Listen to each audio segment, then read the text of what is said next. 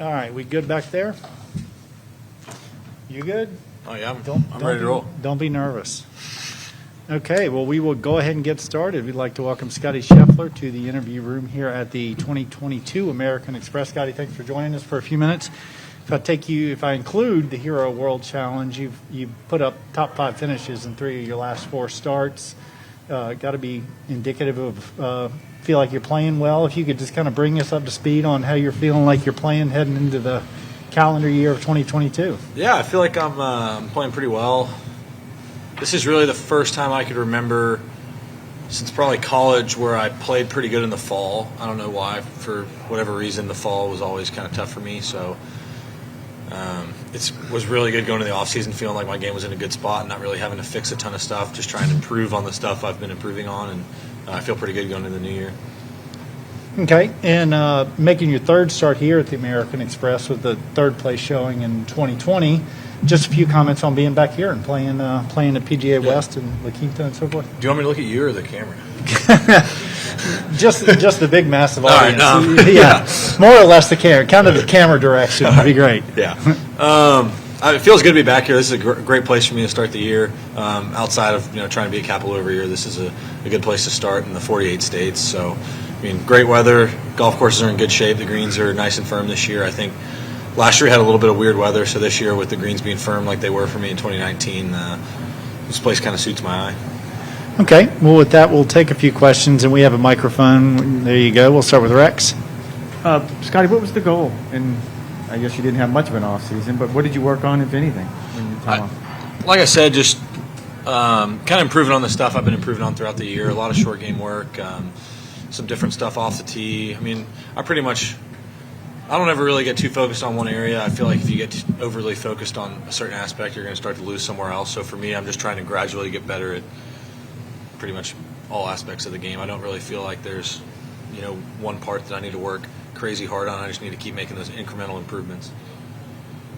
Scottie, when it comes to the ramp up into the season, in regards to looking to get that first win, playing as well as you have, is there a sense of maybe some urgency in the last month of what was a brief off season to start the year in that direction, or are you kind of hey, we're going to take this time to build up maybe towards majors and that kind of thing? How are you approaching the start of the season? So I would say that I definitely didn't build up to this event like I would a major. I feel like I usually play my best golf in little spurts, and it's usually not the first week out. I think in 2020 when I played well at this tournament, it was kind of a little different occasion where first week out I played some really solid golf. So for me, just like I said, making those little improvements and not really overthinking things, and I think naturally I kind of just peak for those bigger events, just kind of also just where they sit in the season. Adam, and then if you'd pass it down. When you played really well here a few years ago, that was really, I think, maybe your first time in contention at a PGA Tour event. What did you take away from that experience? What did you feel you did wrong on Sunday?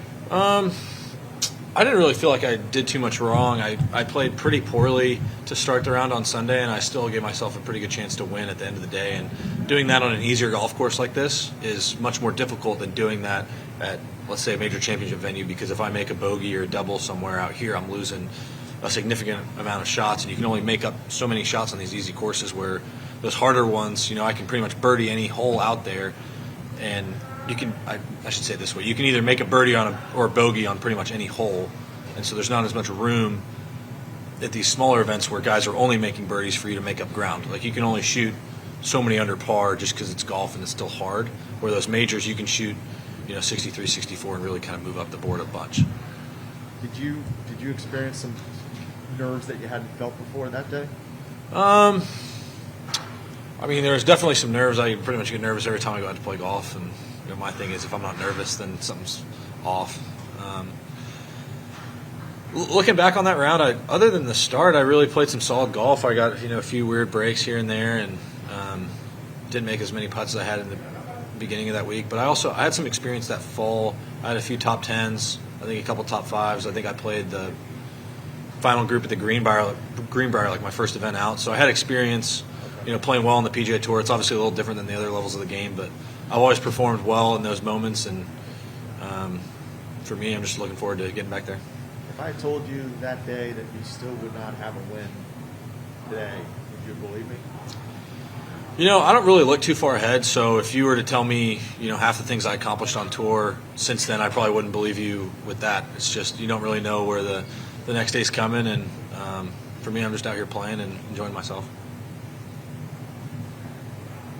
Scottie, just to get a couple of impressions on a few players, with Jon Rahm coming off the U.S. Open last year, just with his game and his mentality, why is he always a threat? I mean, he seems to play pretty good every week, so it kind of makes him a pretty good threat. I mean, the guy, John, he hits a ton of fairways. He plays golf, I would say, kind of with a lot of authority. Like, he usually really knows exactly what he's doing. You very rarely see John hit a shot that he's not committed to. I mean, he was playing such good golf last year. I mean, we played with him Saturday at Memorial before he tested positive for COVID, and it was, pretty special to watch. I mean, he had like a 6 or 7 shot lead out there, and so he knew some good things were going to come. With Phil, I think in 2019 here he flirted with a 59, and then he won the PGA at 50 last year. What goes through your head when you think about some of the things he's still able to do in fits and spurts at that age? Yeah, I mean, it's pretty amazing for him at his age to be still out here grinding and playing as many tournaments as he does. I mean, he still hits it really far, too, which I think is pretty amazing. He really still sends it off the tee, and I know that's something he's worked hard at. But still, even at 50 years old, the longevity that he's had is pretty incredible. Larry? Scottie, you say it's still golf and it's still hard, but it seems maybe a little less hard here. Does it affect your mindset coming in, knowing that there are 60s and 61s to be played out there? Or is that just what we expect on the PGA Tour now because we've seen that the last couple of weeks? I think the last few weeks, like for instance, Kapalua was kind of an anomaly there for there to be no wind and it be so soft for 4 days. But here, I mean, you just get perfect weather, and with perfect conditions out here, these guys are pretty good at golf. So you're going to see some low scores, kind of no matter where you go, if you get the conditions that we do out here. And so I wouldn't say it changes the mindset too much. It's just golf. You just go out there and just play and kind of give what the course takes you, or take what the golf course gives you. Just to follow up on that, for looking at the 3 different courses, you're going, I mean, you say these guys are good, you're all good, the conditions are perfect. So does the course matter if you're somewhere, maybe somewhere else? Does it make a difference for what you're trying to do on that particular day? For sure. Like I would say, approaching a U.S. Open is a lot different than approaching, this tournament, the American Express, just because it definitely takes a different type of player to play really good on those major championship golf courses. And I would say a tournament like this is a little bit different than those, but you're still going to have a great champion this week. I guess maybe what I'm referring to is like being at La Quinta versus being at the Nick course, the stadium course. The courses here of these 3. Yeah. Is there any one in particular that, hey, this suits me really well, or is it, hey, we can score at all of these? I mean, we can score on all of them. I would say stadium obviously is the most challenging to score on. I think those other courses, maybe you can fake it around a little bit. But I played pressure on the stadium today. You got to drive the ball pretty well off the tee out there, and you still have to get the ball in the fairway and hit good shots. Especially with the green firmness being up, it definitely kind of brings the difficulty up a little bit for sure. If you play this golf course in soft conditions, it doesn't really make a big difference whether or not you're in the fairway or in the rough that's that long.